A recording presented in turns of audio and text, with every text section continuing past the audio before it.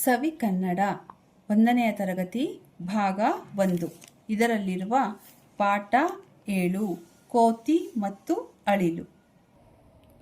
ಈ ವಿಡಿಯೋ ಇಷ್ಟವಾದಲ್ಲಿ ಲೈಕ್ ಮಾಡಿ, ಶೇರ್ ಮಾಡಿ, ಸಬ್ಸ್ಕ್ರೈಬ್ ಆಗಿ. ಪಾಠ 7 ಪಾಠ ಪೂರ್ವ ಚಟುವಟಿಕೆ.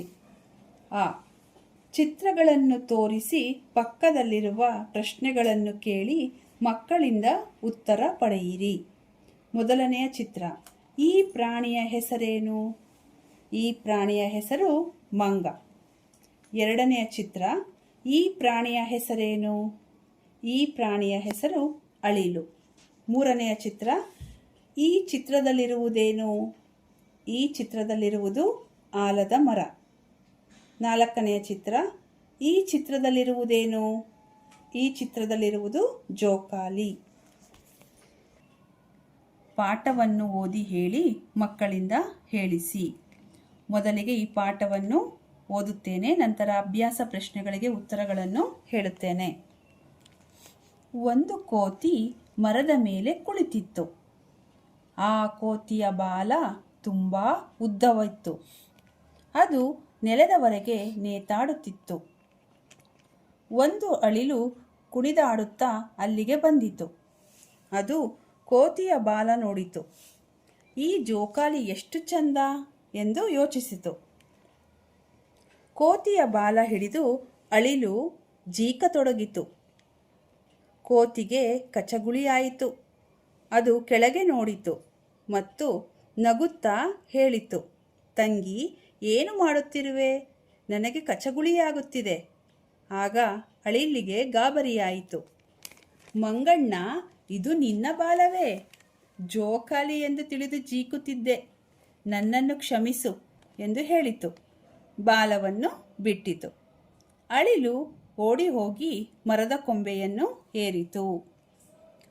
ಈ ಪಾಠದಲ್ಲಿ ಕೇಳಿದ ಪದಗಳು: ಕೋತಿ, ಮರ, ಮೇಲೆ, ಕುಳಿತಿತ್ತು, ಬಾಲ, ಉದ್ದ, ಅದು, ನೆಲ, ನೇತಾಡು, ಅಳಿಲು, ಕುಣಿದಾಡು, ಅಲ್ಲಿಗೆ, ಬಂದಿತು, ನೋಡಿತು, ಜೋಕಾಲಿ, ಎಷ್ಟು, ಚಂದ, ಯೋಚಿಸು, ಜೀಕು, ಕಚಗುಳಿ, ಆಯಿತು, ಕೆಳಗೆ, ನಗು, ಹೇಳು, ತಂಗಿ, ಏನು, ಮಾಡು, ಗಾಬರಿ, ಮಂಗಣ್ಣ, ಇದು, ತಿಳಿ, ಕ್ಷಮಿಸು, ಆಗ, ಬಿಟ್ಟಿತು.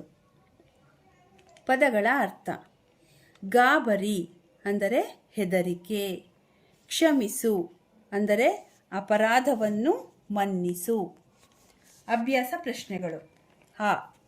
ಈ ವಾಕ್ಯಗಳಲ್ಲಿನ ಬಿಟ್ಟಿರುವ ಪದವನ್ನು ಮಕ್ಕಳಿಂದ ಹೇಳಿಸಿ. 1. ಆ ಕೋತಿಯ ಬಾಲ ಡ್ಯಾಶ್ ಉದ್ದವಿತ್ತು. ಆ ಕೋತಿಯ ಬಾಲ ತುಂಬ ಉದ್ದವಿತ್ತು. 2.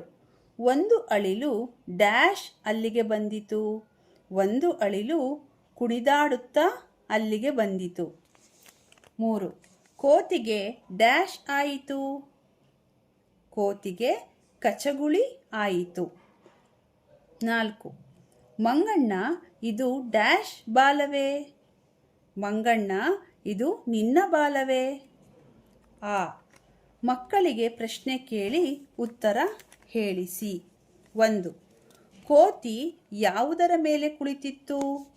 ಉತ್ತರ: ಕೋತಿ ಮರದ ಮೇಲೆ ಕುಳಿತಿತ್ತು. 2. ಕೋತಿಯ ಬಾಲ ಹಿಡಿದು ಯಾವುದು ಜೀಕತೊಡಗಿತು? ಉತ್ತರ: ಕೋತಿಯ ಬಾಲ ಹಿಡಿದು ಅಳಿಲು ಜೀಕತೊಡಗಿತು. 3. ಮಂಗಣ್ಣ, ಇದು ನಿನ್ನ ಬಾಲವೇ? ಜೋಕಾಲಿ ಎಂದು ತಿಳಿದು ಜೀಕುತ್ತಿದ್ದೆ. ನನ್ನನ್ನು ಕ್ಷಮಿಸು ಎಂದು ಯಾವುದು ಹೇಳಿತು? ಉತ್ತರ: ಅಳಿಲು ಹೇಳಿತು. 4. ಅಳಿಲು ಹೇಗೆ ಹೋಗಿ ಮರದ ಕೊಂಬೆಯನ್ನು ಏರಿತು? ಉತ್ತರ: ಅಳಿಲು ಓಡಿ ಹೋಗಿ ಮರದ ಕೊಂಬೆಯನ್ನು ಏರಿತು. ಮಾದರಿಯಂತೆ ವಾಕ್ಯಗಳನ್ನು ಮಾಡಿ ಮಕ್ಕಳಿಂದ ಹೇಳಿಸಿ. ಮಾದರಿ: ಕೋತಿ, ಮರ, ಬಾಲ. 1. ಕೋತಿ ಒಂದು ಪ್ರಾಣಿ. 2. ಕೋತಿಯು ಮರವನ್ನು ಹತ್ತುತ್ತದೆ. 3. ಕೋತಿಗೆ ಬಾಲವಿದೆ. ಈ ಪದಗಳನ್ನು ಮಕ್ಕಳಿಂದ ಹೇಳಿಸಿ. ಅಳಿಲು, ಮರ, ಬಾಲ.